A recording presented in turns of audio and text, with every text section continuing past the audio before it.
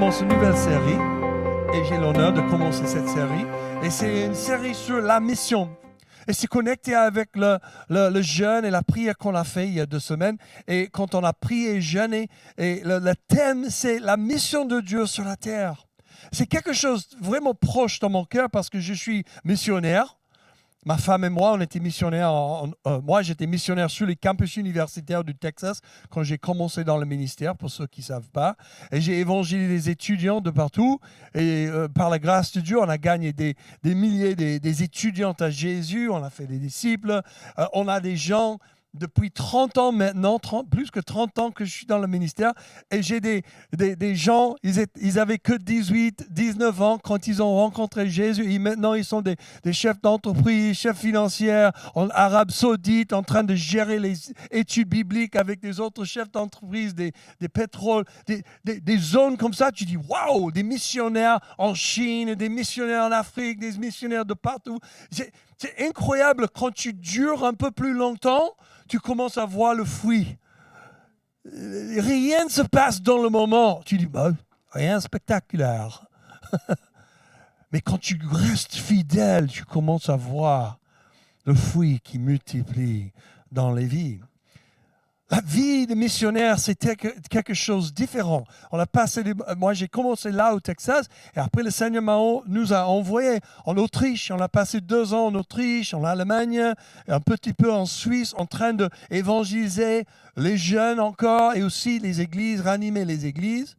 Après 2 ans là, on a passé pour le Budapest, pour aider un ami à l'implantation d'une église à Budapest. C'était super, la bière était moins chère que le Coca-Cola, donc c'était le top. C'était une blague, hein? Mais c'est vrai quand même.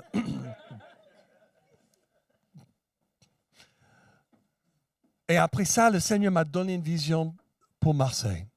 Et cette vision a inclus les Français et les Nord-Africains.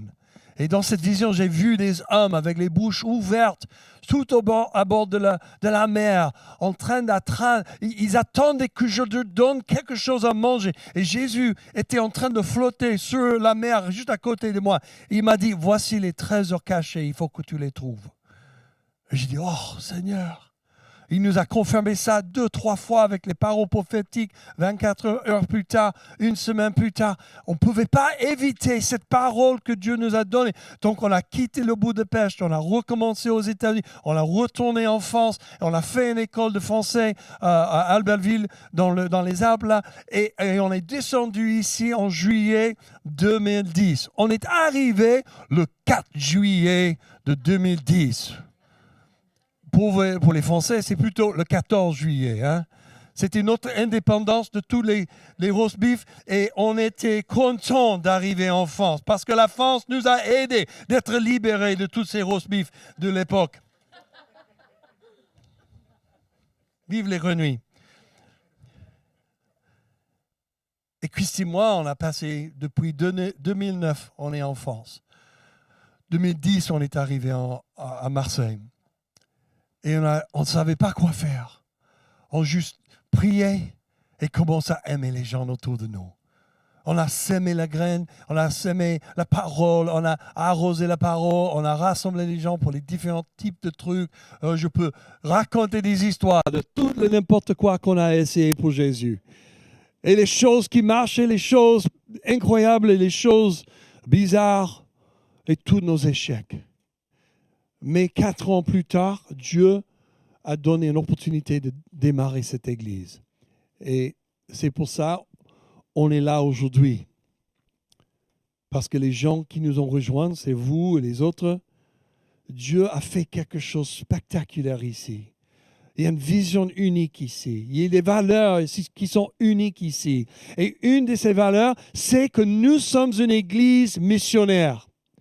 On reçoit les missionnaires et on envoie les missionnaires. Depuis le début, le Seigneur m'a dit que cette église sera comme une église Antioche. Une église qui forme et qui envoie, qui reçoit, qui refresh, qui ressource et après renvoie. Et cette église sera jamais contente d'être juste une bonne église dans la communauté. On va prier pour les nations. Prions. pour les nations.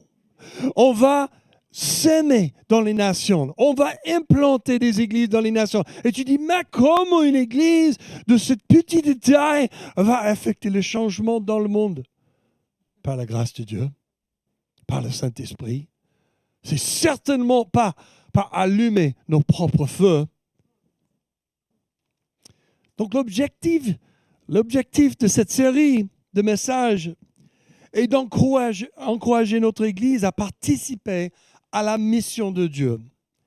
Révéler à travers l'amour du Père, c'est le message d'aujourd'hui, le sacrifice du Fils, la puissance du Saint-Esprit et la mission de l'Église dans la moisson.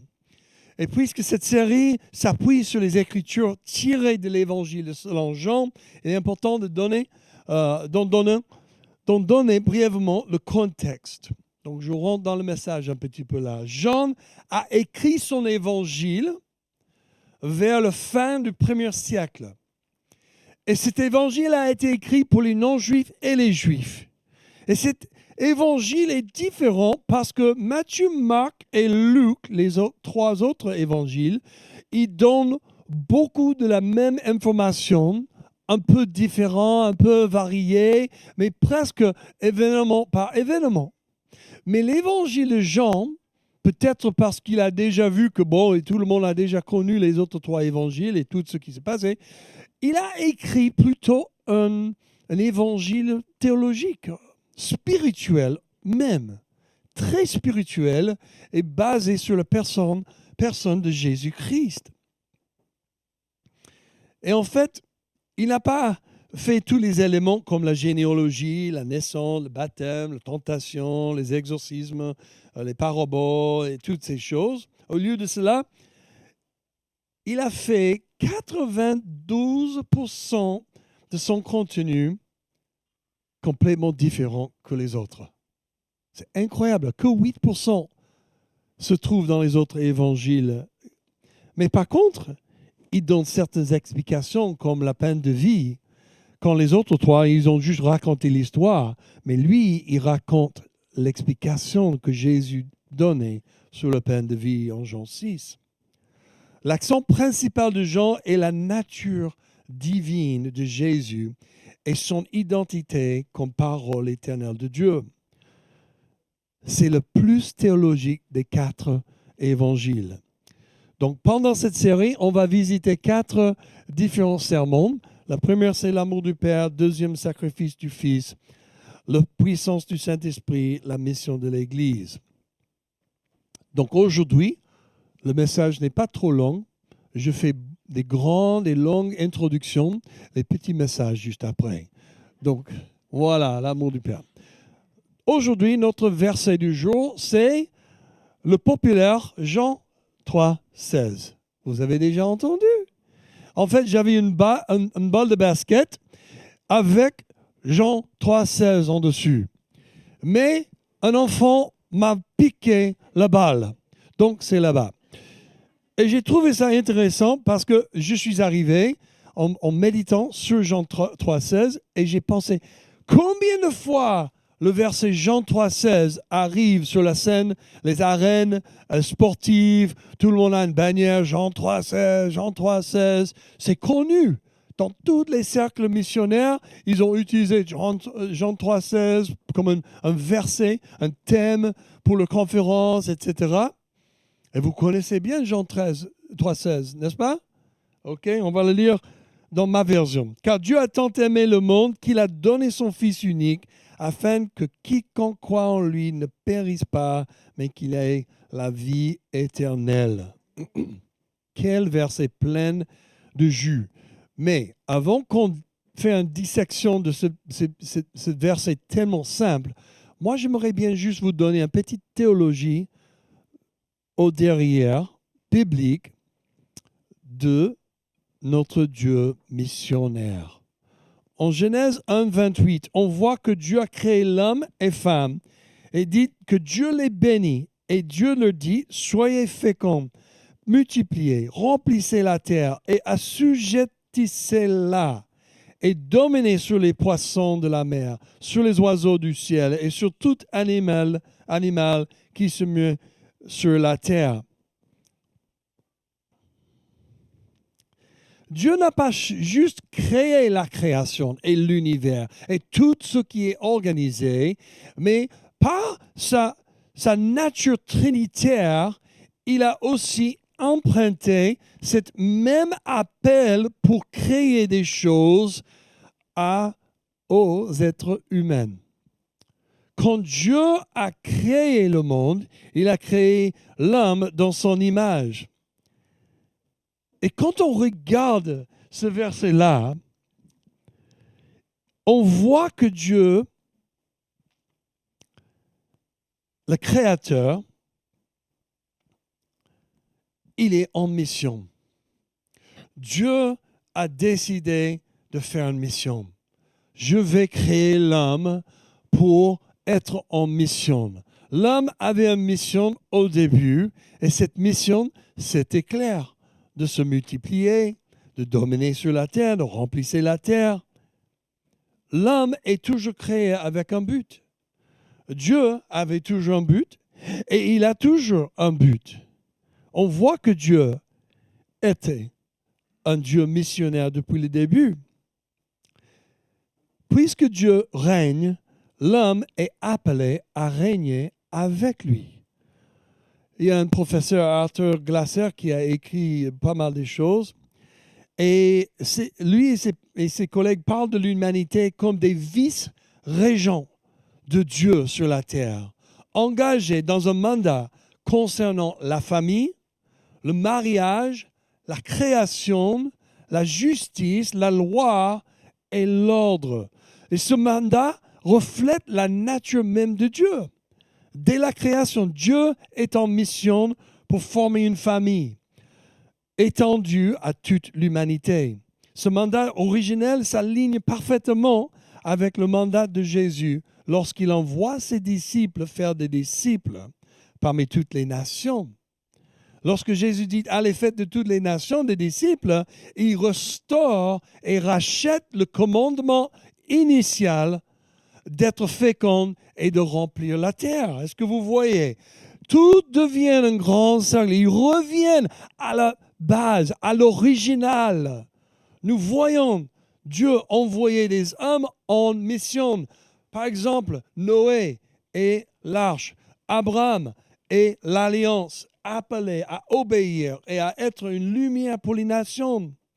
Un autre professeur, un docteur Johann Blau, il dit à propos de l'ancienne alliance, ce que les prêtres sont pour un peuple, Israël, en tant que peuple l'est pour le monde. C'est-à-dire que les prêtres étaient représentatifs pour le peuple d'Israël. Juste comme c'est comme ça, le peuple d'Israël était comme un grand prêtre pour briller pour tout le monde de venir à Dieu. Depuis le début du monde, Dieu a choisi de se manifester à travers un peuple pour attirer tout le monde à lui. Ça faisait partie de son plan de rédemption. Cela se prolonge dans le Nouveau Testament. Lorsque Pierre déclare, et ce que j'ai dit la semaine dernière, vous au contraire, vous êtes une race élue, un sacerdoce royal, une nation sainte, un peuple acquis, afin que vous annonciez les vertus de celui qui vous a appelé des ténèbres à son admirable lumière. Encore et encore, nous voyons Dieu envoyer des hommes en mission. Moïse, David, les prophètes et finalement Jésus pour racheter l'humanité. Oui, Jésus, le Fils de Dieu, a été envoyé en mission. Alléluia, gloire à Dieu. Jésus est le modèle ultime du missionnaire. Humble, serviteur, souffrant, obéissant jusqu'à la mort, aimant profondément les personnes et envoyant ensuite des disciples dans le monde. Thomas d'Aquin, Thomas d'Aquin a développé l'idée que le Dieu trinitaire a deux missions.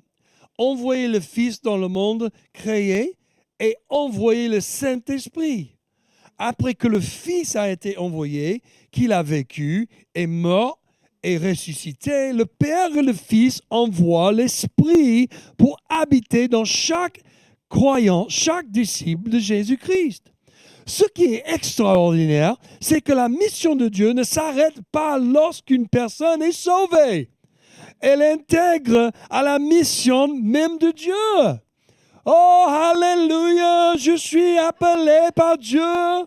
Ma vie vient de commencer quand je dis oui à Jésus-Christ.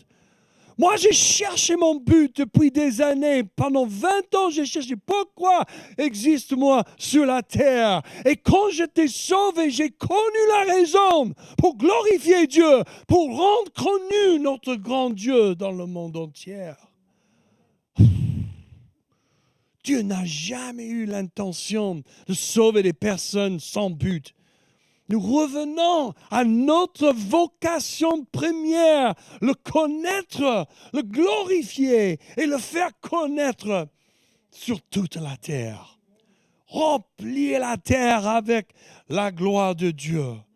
Nous sommes en mission avec Dieu, mes frères et mes sœurs, comme le Fils, et nous avons le Saint-Esprit pour l'accomplir. Matthieu 28, 18 à 20, c'est la grande commission de Dieu. Quand Jésus, à la fin de sa vie et après la résurrection, juste avant de faire l'ascension totale et pas retourner, il a dit, tout pouvoir m'a été donné dans le ciel et sur la terre. Allez, faites de toutes les nations des disciples, etc., etc.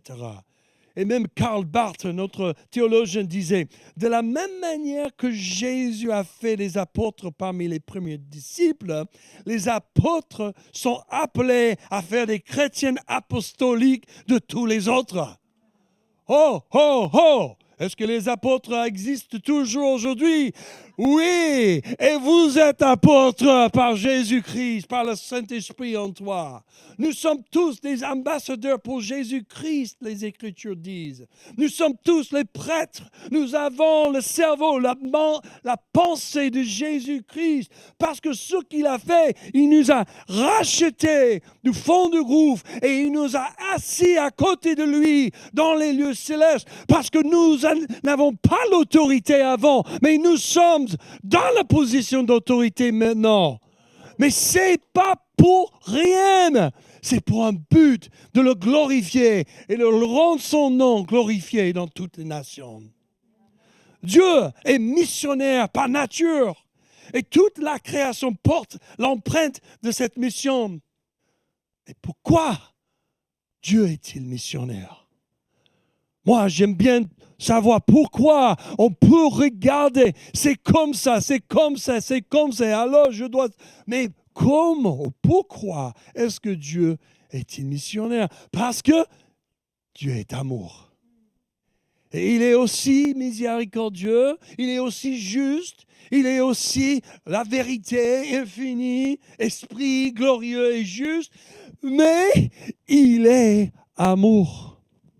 Jean 3, 16, on revient à notre verset, on va juste terminer avec 5 différentes choses que je vois dans Jean 3, 16. Dieu a tant aimé le monde qu'il a donné son Fils unique afin que quiconque croit en lui ne périsse pas, mais ait la vie éternelle. Ce verset est souvent appelé l'Évangile en résumé, mais il est aussi la mission de Dieu en résumé. Parce que dans ces versets-là, il nous donne le pourquoi, parce que Dieu aime l'amour. Dieu, il nous donne le qui, le monde. Il nous donne le comment, en voyant. Et il nous donne le but, la vie éternelle. Alors, on a numéro 1, le plus grand amour. Oups, j'ai complètement zappé ça. Hello. Le plus grand amour. Dieu a tant aimé le monde. Dieu n'est pas seulement aimant, il est amour.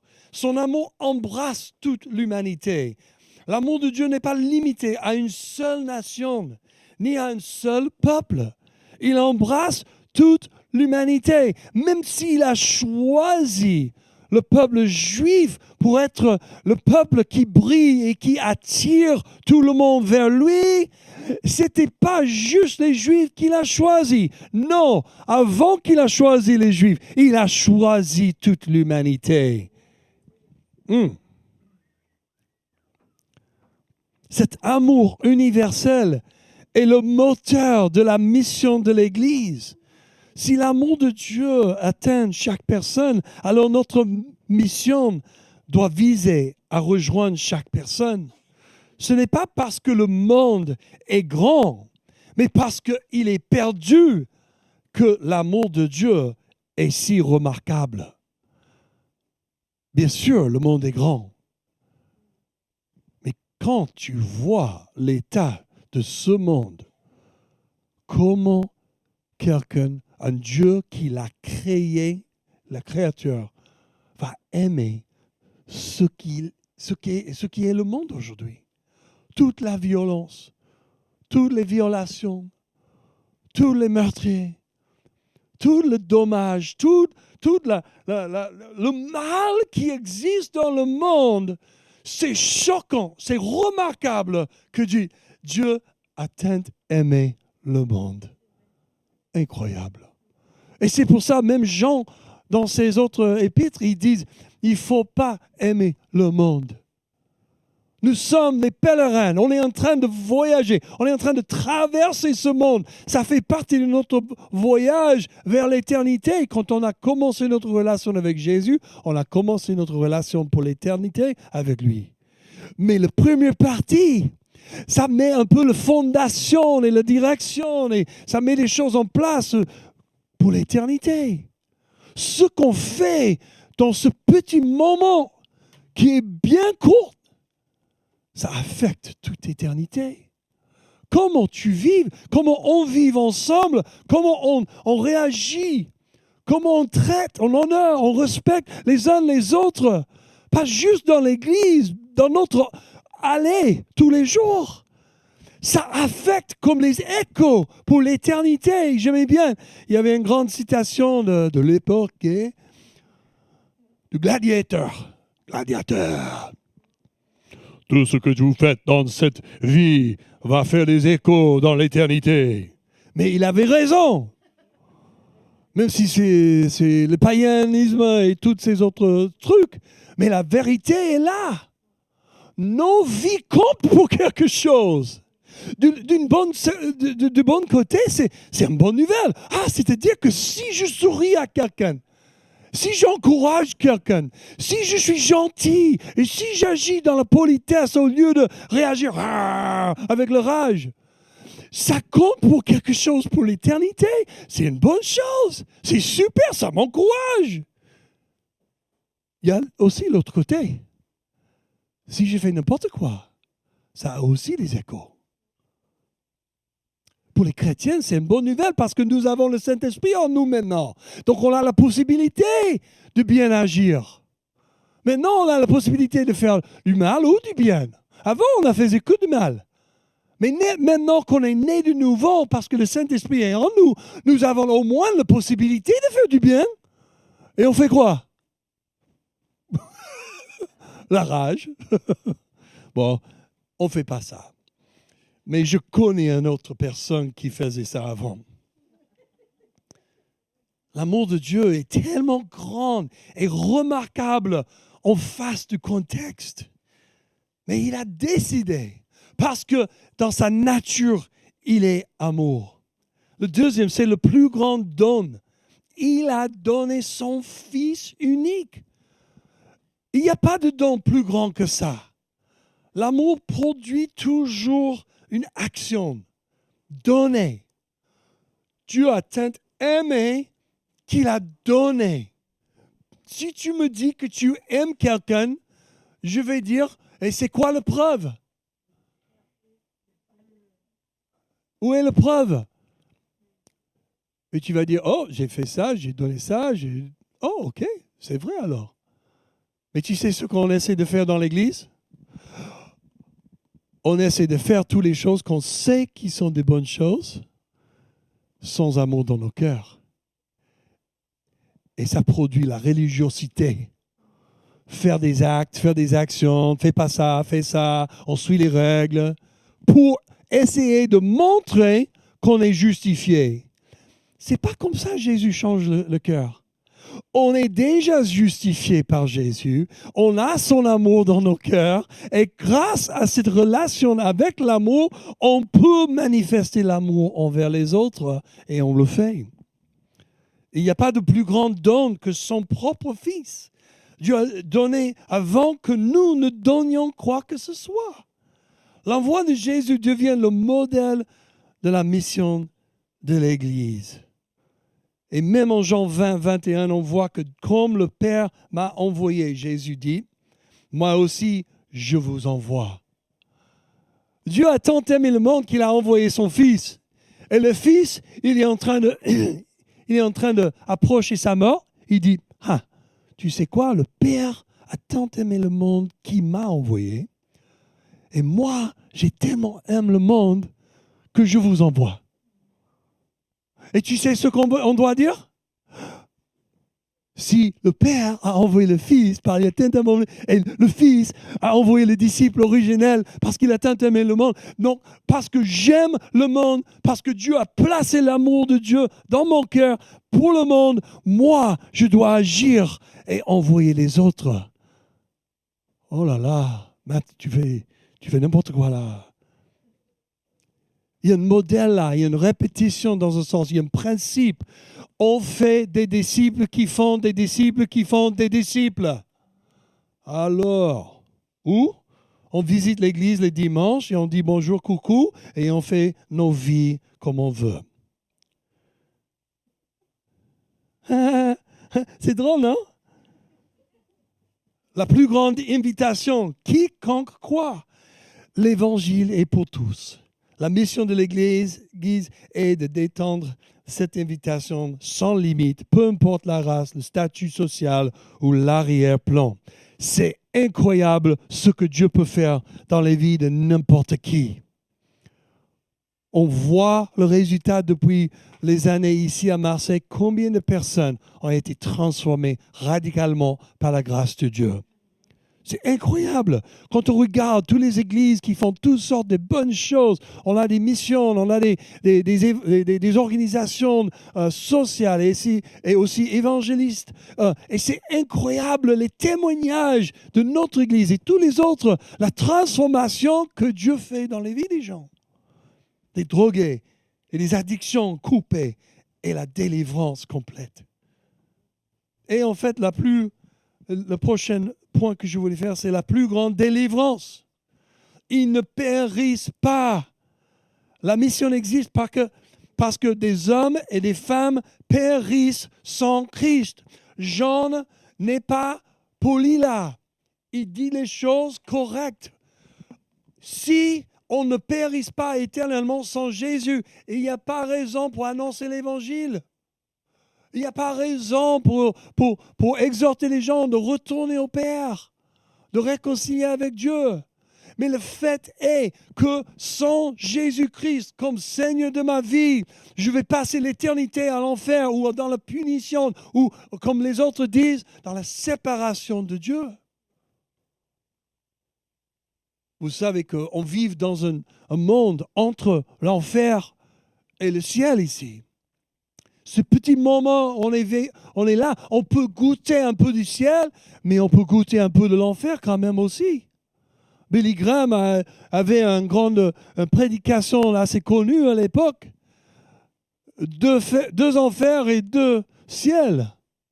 Il y a l'enfer que tu vas expérimenter si tu ne choisis pas Jésus pour l'éternité, mais si tu ne choisis pas de suivre Jésus sur la terre, tu vas vivre un certain enfer sur la terre aussi. L'enfer ici, dans ce temps, et l'enfer pour l'éternité.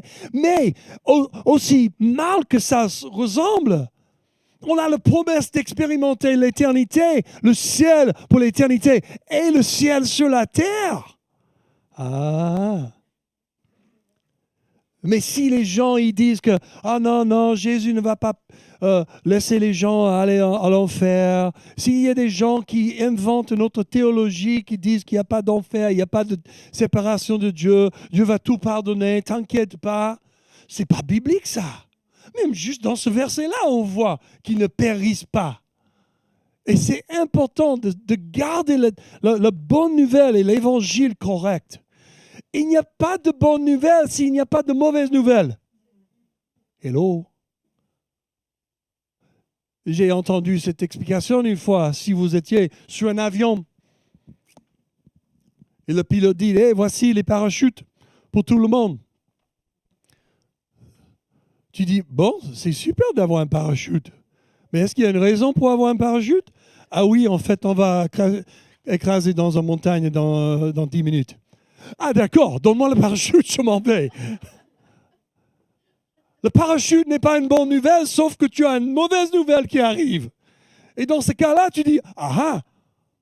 Et c'est exactement où tout le monde sur cette terre sera séparé de l'amour de Dieu, de la grâce de Dieu, de la miséricorde de Dieu, de la justice de Dieu pour l'éternité.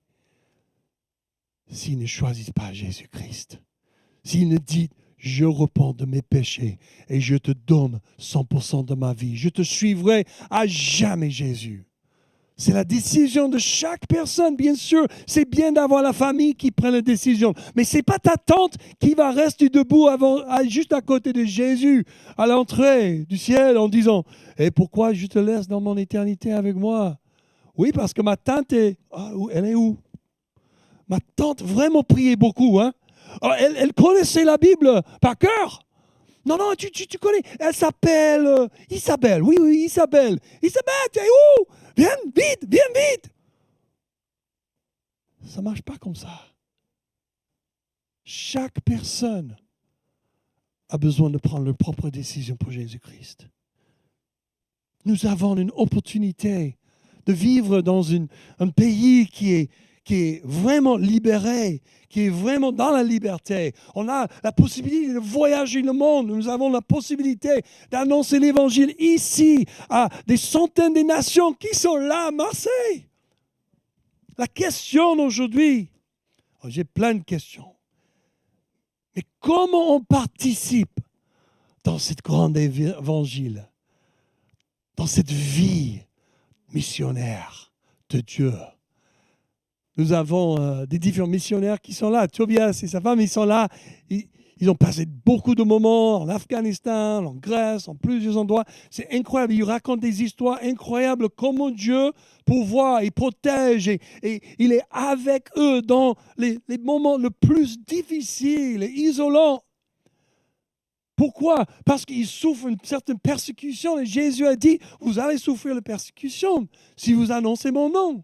Le problème avec les chrétiens d'aujourd'hui, c'est qu'ils disent, bon, il n'y a plus de lait entier au magasin aujourd'hui, donc je souffre pour le Seigneur. Il n'y avait pas de place de parking devant le magasin, donc le diable, vraiment, il m'arrache les dents aujourd'hui. Hein. Et on se plaint sur les problèmes du premier monde, les petits moments, et on pense qu'on est en train de souffrir, mais Jésus n'a pas parlé de place de parking, ni du lait entier au magasin, le jour avant Noël ou quoi que ce soit. Jésus veut qu'on voit les choses en vrai contexte. Il y a un monde qui périsse sans lui. Qu'est-ce qu'on fait? Au moins, on peut prier.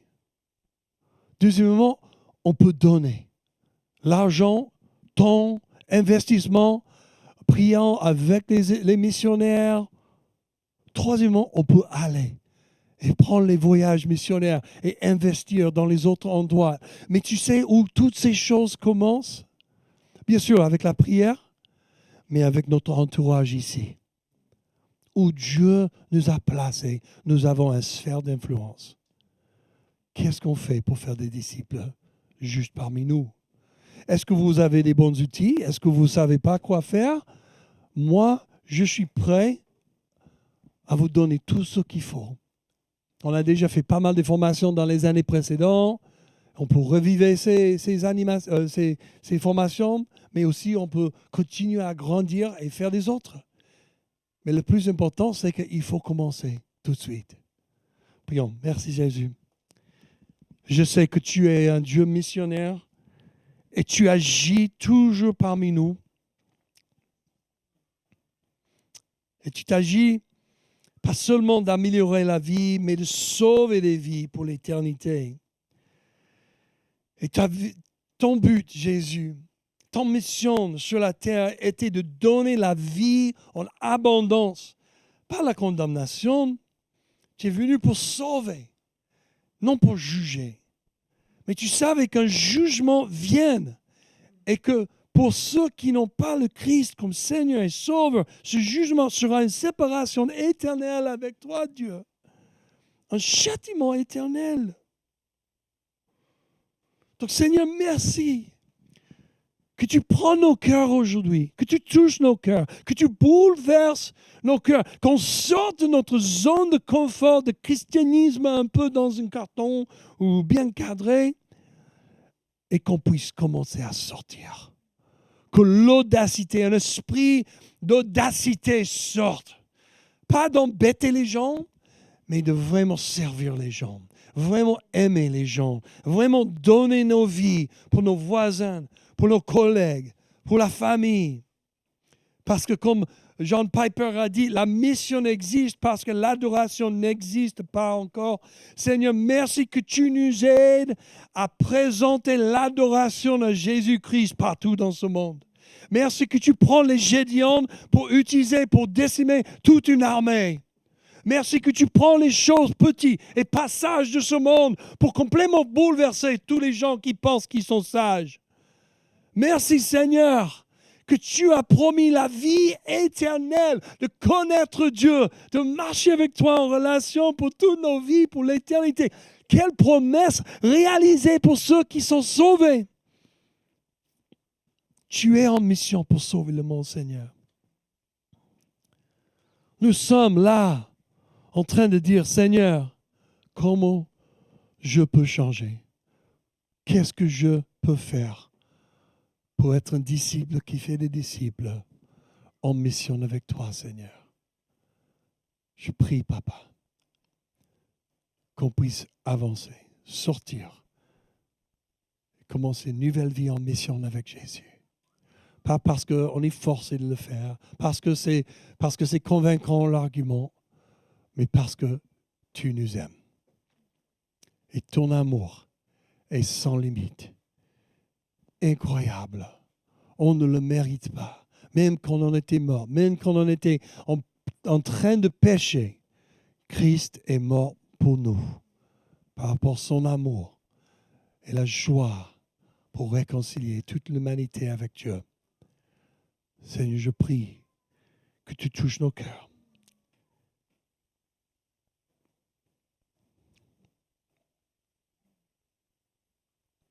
Merci Jésus.